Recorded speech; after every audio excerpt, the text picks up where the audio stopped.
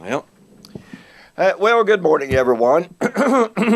I just checking my internet is not working this morning, so this morning's video may be a bit late getting posted. We will see. I don't know what's wrong. Well, anyway, welcome back to Morning Musings.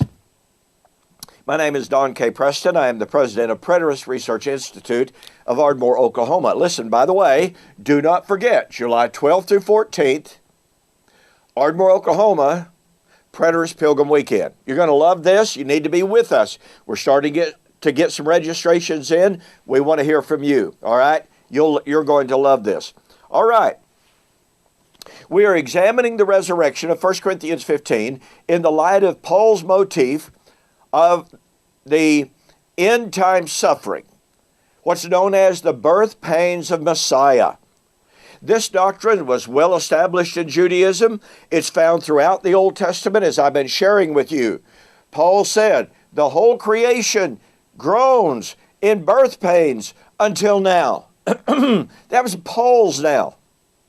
And by the way, Paul's reference to these birth pains is one of the reasons why we cannot take Romans chapter 8 and the suffering that Paul is talking about as a reference to the normal human experience. I am absolutely astounded as I read the commentaries of great men. And they go to Romans chapter 8 and they say, well, you know, Paul's talking about the afflictions of the human condition. It's cancer. It's heart attacks. It's just the burden of this sin-cursed world. No, folks, that's not right. Paul is talking about, in his context, he's talking about persecution. End times persecution. You see, there's a two-faceted aspect to the end time persecution. There's the Great Tribulation, but there's also the suffering of the people of God. They're interrelated, but they're not the same.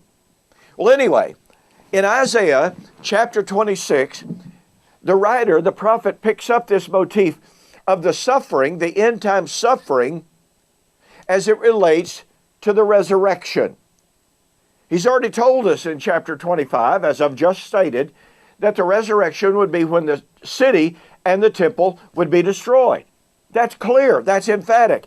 Well, look at this. Isaiah chapter 26, verse 16 and following. Lord, in trouble, they, that's your people, have visited you. They poured out a prayer when your chastening woes were upon them. The Lord's chastening woes. Now watch this. As a woman with child, it is in pain and cries out in her pangs when she draws near to the time of her delivery, so have we been in your sight, O Lord. We have been with child. We have been in pain. We have, as it were, brought forth wind. We have not accomplished any deliverance in the earth, nor have the inhabitants of the earth fallen. Your dead shall live.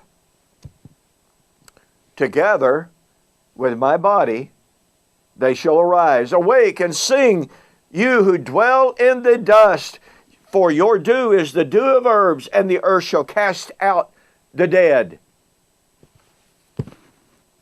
Here is Isaiah using the exact, specific imagery of birth pangs. The longing for deliverance. And he says, your dead shall live. Now, notice what he says in verse 21. For behold, the Lord comes out of his place. Is the resurrection at the coming of the Lord? Well, it's at the time, verse 19, that the earth shall cast out the dead. It's out of the dust. Okay, watch this. For behold, the Lord comes out of his place to punish the inhabitants of the earth for their iniquity. The earth will disclose her blood, and no longer cover her slain. Do you catch that? This resurrection would be when the earth would cast out her dead out of the dust. It would be when the blood of the Lord's saints was vindicated. Do you catch the power of that? When did Jesus say that all of the blood of all of the righteous shed on the earth from creation onward would be vindicated? Matthew 23, 36 and following. Upon you shall come all of the righteous blood shed on the earth, from righteous Abel unto righteous Zacharias, son of Barachias, whom you slew between the temple and the altar. Verily I say unto you, all of these things will come upon this generation. That's pretty emphatic. We thus have the birth pangs of Messiah, Isaiah 26. At the time of the resurrection out of the dust, when the earth would cast out her dead, would no longer cover the blood of her dead, when the Lord would come out of his place and vindicate the blood of his martyrs. And Jesus said the vindication of the blood of all the martyrs would be in his generation in the judgment of Jerusalem. I don't know how anything could be any clearer. Now what that means, folks, is that the resurrection of Romans 8 would be at the time of the vindication of the martyrs. The resurrection of 1 Corinthians 15 would be at the time of the vindication of the blood of the martyrs.